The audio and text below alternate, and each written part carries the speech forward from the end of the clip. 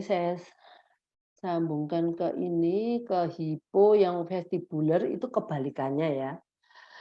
Kalau ini cari rangsangan untuk masukkan ke join-nya. Jadi dia suka jumping, spinning, rocking, climbing, terus dia suka gerakan dengan interval yang cepat.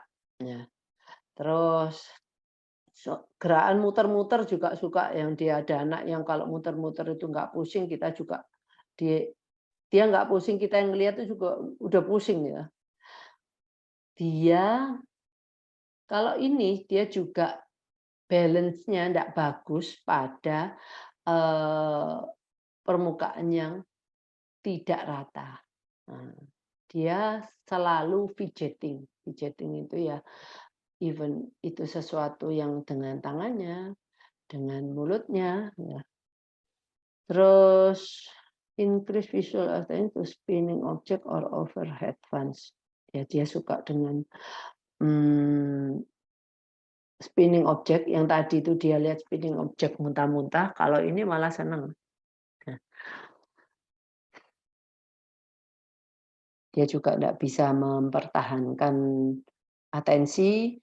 Nah, anak-anak ini yang kalau hipo ini vestibular dia impulsif. Nah, impulsif itu dia tuh gerak dulu mikir mikir, setelah itu gitu ya.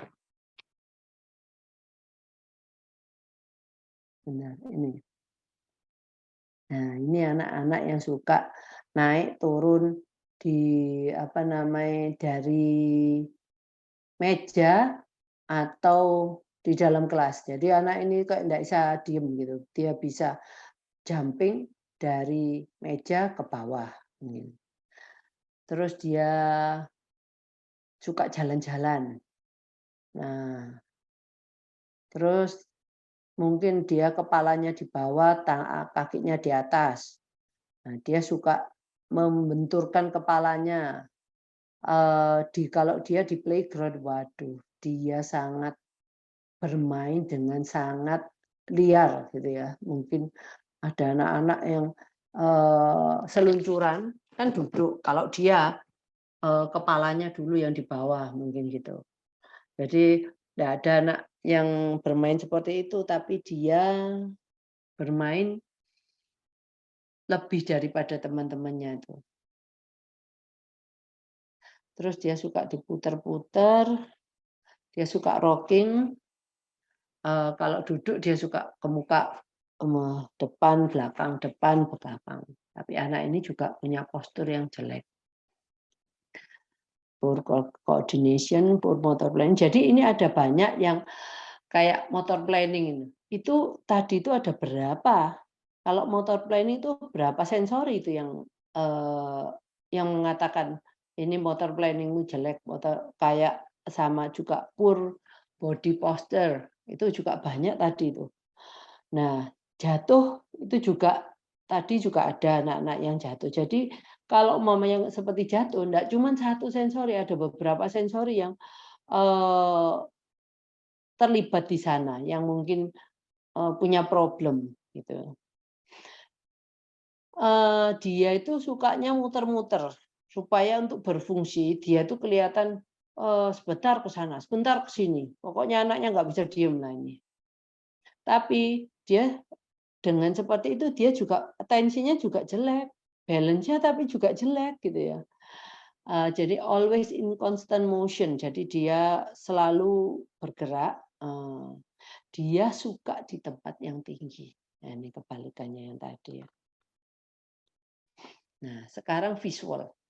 Nah, tadi visual itu penglihatan. Kalau, hyper responsiveness berarti dia visualnya itu sensitif. Nah, dia mungkin nggak suka dengan cahaya yang terlalu, dia suka komplain, "Cahayanya itu keterangan," mungkin dia suka matikan lampu. Kan kita kadang-kadang, sudah malam kita buka lah lampunya, dia enggak, dia suka matikan lampu. Atau lampunya itu lampu kecil aja, kalau lampu yang besar di atas dia suka dimatikan. Jadi dia enggak bisa untuk mentolerate, eee beberapa sinar seperti fluoresen itu lampu fluoresen itu, yang di atas yang panjang biasanya. Kalau umpamanya dia pindah dari keterangan di dalam ruangan yang nggak ada lampunya, terus keluar yang di mana ada matahari yang bersinar dengan sangat terik gitu ya. Nah, dia susah, matanya itu biasanya matanya dipercing-percingkan gitu.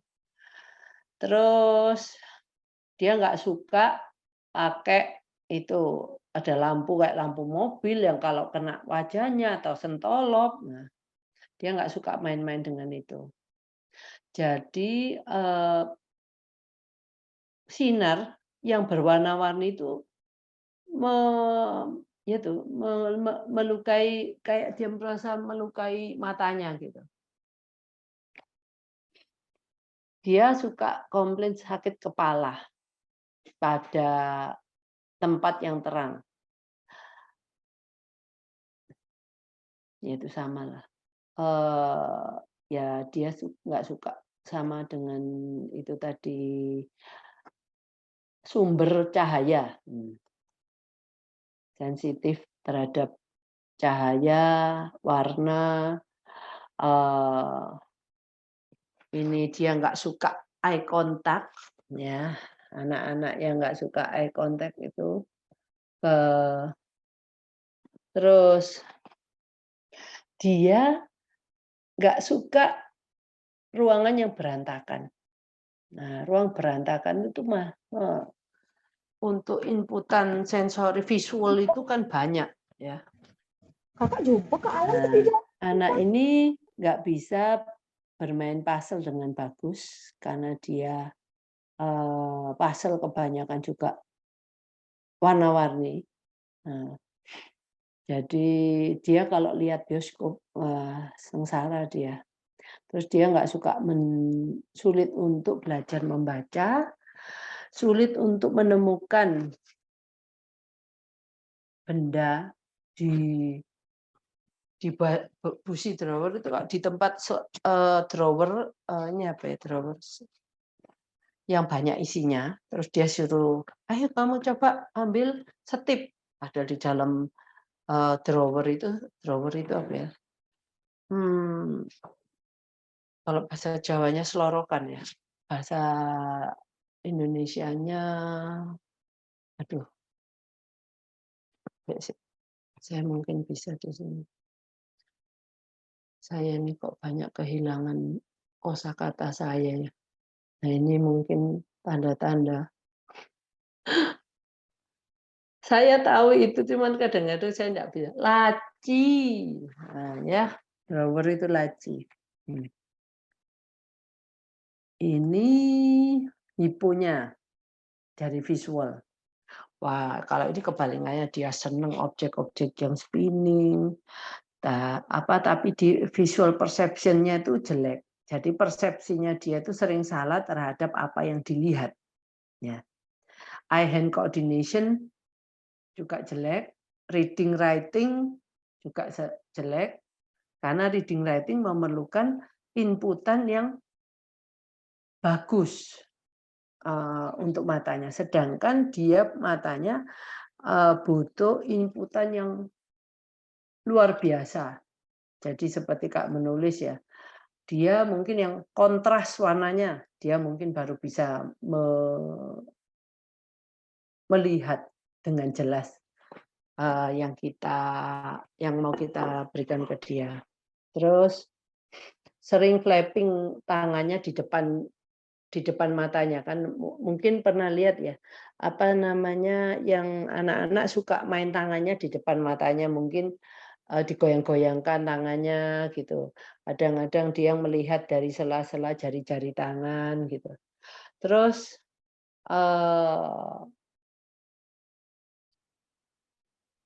dia suka matanya kalau ini ditekan-tekan itu loh, bola matanya pada waktu matanya tertutup itu di-press. Jadi dia suka menekan-nekan bola mata dalam keadaan mata tertutup. Terus dia pada waktu dia suka nonton bioskop, karena nonton bioskop itu, wow, itunya apa, lighting-nya, sinarnya itu bermacam-macam dan, itu bisa juga kadang-kadang sinarnya itu cepat gitu ya. Jadi nggak cuma seperti kayak kita lihat sentolop ya, sentolop itu kan berhenti aja. Nah, kalau bioskop itu kan terus gonta-ganti terus kadang-kadang itu. Jadi inputannya itu warna-warni juga bioskop. Jadi dia suka suka sekali nonton bioskop.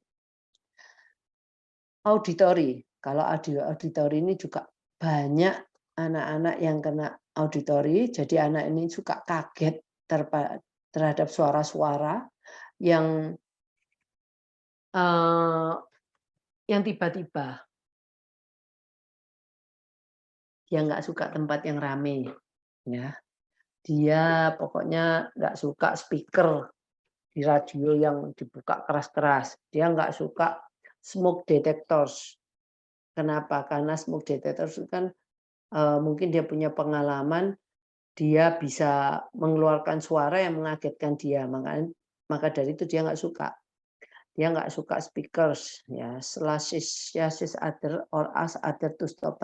Dia suka gini, "Shh, shh, jangan ngomong keras-keras." Pokoknya dia nggak suka suara yang orang bicara pun yang pakai suara keras dia juga nggak suka. Dia suka memegang telinganya dengan kedua tangannya. Dia sensitif terhadap suara tertentu seperti itu loh. Lawn mowers itu untuk menggunting rumput, terus atau suara refrigerator. Refrigerator kan pasti kulkas itu ada suaranya, gitu ya. Nah, itu suara frekuensi rendah. Lawn mowers itu suaranya kan frekuensi tinggi dan memekakkan telinga. Nah, jadi bukan cuma suara frekuensi tertentu, frekuensi rendah pun itu, yang suara kulkas atau suara AC besar yang kalau kita ke mall, itu ada kan AC-nya besar itu, kalau kita parkir, kebetulan parkir dekat dengan AC yang besar itu, kan suaranya itu kan sebenarnya rendah frekuensinya, gitu loh. Nah, itu dia juga nggak suka, jadi belum tentu cuma frekuensi tinggi, frekuensi rendah pun dia juga nggak suka. Dia suka terdistraksi dengan background noise. Mungkin dia sedang belajar, di luar sana ada, mungkin saudaranya sedang bergurau, terus mereka teriak-teriak, pokoknya suaranya ribut lah. Nah, dia distract. Nah, anak-anak ini suka mengeluarkan suara yang mungkin, "Ngapain sih kok kamu bersuara terus?" Nah, kalau bersuara terus itu kadang-kadang, ya dia ada suara background yang dia nggak suka, itu. Jadi untuk menutupi suara yang nggak suka itu dia humming. Nah, banyak macam-macam ini humming-nya. Bisa cuma, Nah, itu ada juga yang, suaranya tuh nggak menentu, bukan satu rhythm, cuma suara aja, pokoknya dia mungkin nggak mampu untuk menciptakan suatu rhythm, jadi pokoknya suaranya, nggak ada enaknya, yang dengerin juga, kayaknya tadi itu Bapak tadi Edward itu juga ngomong anaknya, oh anaknya itu meracau, oke. Terus hyperresponsive auditory. Nah, dia ini kebalikannya, dia nggak aware terhadap suara, dia speakernya radio itu ditaruh di sebelah telinganya. Dia ada alarm yang kenceng pun dia juga nggak respon, gitu ya. Terus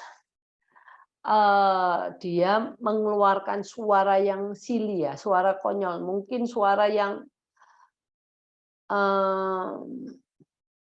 keras, karena dia butuh masukan suara yang keras itu, karena nggak ada suara keras di sekelilingnya, mungkin nggak ada speaker, nggak ada alarm, ya dia buat suara sendiri gitu ya. Terus dia menirukan suara orang lain. Nah, terus berkata-kata ke dirinya sendiri, ngomong sendiri. Ya. Tapi ini ngomong sendiri ini anu ya, bukan dalam arti dia itu ada anak-anak kecil yang kalau main kan juga ngomong sendiri kan. Nah, itu lain sama ini. Kalau ini ngomong dengan tujuan hanya membuat suara, gitu ya. Jadi mungkin itu ngomongnya bisa berarti, bisa enggak berarti, karena dia butuh untuk ada suara yang masuk gitu. Jadi dia enggak ada yang didengar ya, dia akan membuat suara itu. Terus difficulty locating sound, dia enggak tahu suara itu asalnya dari mana. Terutama di tempat yang ramai, karena dia butuh distraksinya banyak, dia butuh inputan yang luar biasa, masukan input dari auditori yang besar, padahal waktu itu di sekelilingnya ada suara-suara lainnya. Jadi dia untuk itu suara itu asalnya dari mana, dia kesulitan karena dia tidak mendapatkan informasi yang cukup dari sensorinya. Hums in order to hear the sound of humming. Jadi dia sebenarnya pengen mendengar suara humming itu. Jadi dia membuat suara Jadi anak ini enggak berhenti mengeluarkan suara. Mungkin ini oral sensory, kayaknya terakhir ya, oral sensory. Oh belum, masih ada olfactory. Oke. Oral sensory ini mulutnya, indera perasanya itu hiper. Jadi dia lebih suka makan makanan yang plain ya. Terus dia makannya kalau dari sisi rasa bisa dari sisi tekstur. Jadi dia lebih suka makanan yang teksturnya itu nggak banyak. Jadi yang seperti bubur halus gitu loh. Jadi dia nggak suka karena dimasukkan ke mulutnya, sedotan itu dia nggak suka. Karena itu dia sensitif kan dalamnya. Kalau kita pakai straw itu sedotan kan pasti harus masuk ke mulut gitu ya. Terus dia juga makan makanannya pilih-pilih ya. Dia sukanya blend food itu, makanan yang di blender itu, makanan yang kayak bubur gitu loh, apa makanan yang halus lah. Terus dia juga selain tekstur, dia juga urusan temperatur ini juga nggak suka. Dia nggak suka hot, nggak suka cold, dia suka suhu ruang. Dia ndak mau untuk mencoba makanan yang baru, ya. Terus dia tekstur itu dia ada yang suka, ada yang nggak suka, gitu. Jadi dia suka makanan tertentu itu dari teksturnya, dari rasanya, dari temperaturnya.